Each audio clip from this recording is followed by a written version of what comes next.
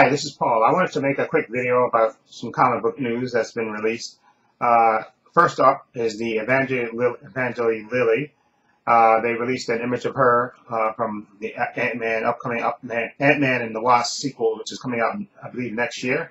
They're starting to film it now, and they released her in her Wasp costume, of course, and it looks really nice. I like it. It looks really good. It's a cool design. I like the design of it. It looks nice. I like the color.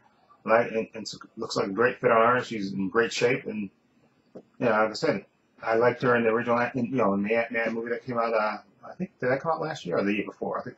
But anyway, she looks good in the costume, and I'm looking forward to seeing her and Paul Rudd team up in the sequel, and Michael Douglas, and I'm all for it. Anyway, the second thing I wanted to talk about was they released a picture of Misty Knight, and they get ready to film Luke Cage season 2. And they showed her with a bionic arm. You see her holding a gun, walking with Luke Cage in the garage, and you see her bionic arm.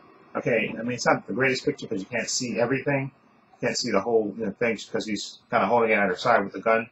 But I'm glad she got her bionic arm and stuff, and hopefully they'll do like they did in the comics. She becomes, a private eye and maybe team up with Colleen Wing like they did in the comics. And I'm glad she got her bionic arm, and hopefully she she'll kick ass. And I like the actress who they picked for Misty Knight. She was cool. She didn't have that much to do in the Defenders, but now that she has a bionic arm, she can be more part of the action. And I'm looking for. Hopefully, they could pick a good villain for Luke Cage. That's why I hated that they killed Cottonmouth, and I hated the horrible villain that they had in the second part of the Luke Cage season. So hopefully this time they'll have a good villain. Anyway, the next but last thing I wanted to talk about was Ed Skrien. He's an actor who was in Deadpool. He was Francis, who was great in that. And he was also in that Transporter reboot, which I didn't see. Actually, they're doing a reboot of Hellboy, which the original Hellboy I love Ron Perlman. He was just perfect for Hellboy. I love that, the original and the sequel. But anyway, David Harbour of Stranger Things is going to be cast as Hellboy.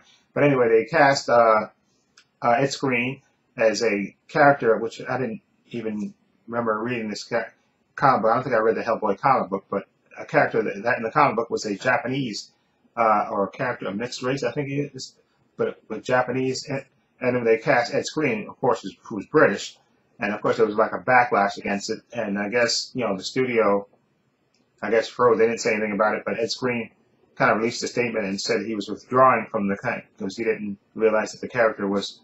Although I don't know how he would know if he just read the part. Maybe they just gave him the part and he didn't know. Okay, but anyway, he said he knew, and he's all for diversity, and he's withdrawing to give another person a chance, which is really classy of him, and he kind of bailed the studio out. And as far as I'm concerned, he's a good guy for doing that. He didn't have to do that, but he did it, and that was very selfless of him. And that's good. Like I said, I'm not that crazy about a Hellboy reboot, but that was nice of him to do that. And as far as whitewashing is concerned, I agree that when you can cast people of color, do it. I mean, that's because, like I say, we are still underrepresented in Hollywood. That's just the facts. And as far as people bring up Michael B. Jordan being cast as Johnny Storm, and there was a lot of hullabaloo about that. Okay, first of all, he wasn't the problem in that movie. The problem was the studio interference, the horrible depiction of Victor, Dr. Doom, and the horrible script. Okay, and the meddling from the studio mainly. That's what ruined that movie. Okay, Michael B. Jordan wasn't the worst, wasn't the problem with that movie. Okay, it could have been a great movie, especially from the trailers, if they would have. I think the studio wouldn't have interfered. Okay, but that's just another thing here and there. But I have no problem with again, actors being cast, if they can play the part.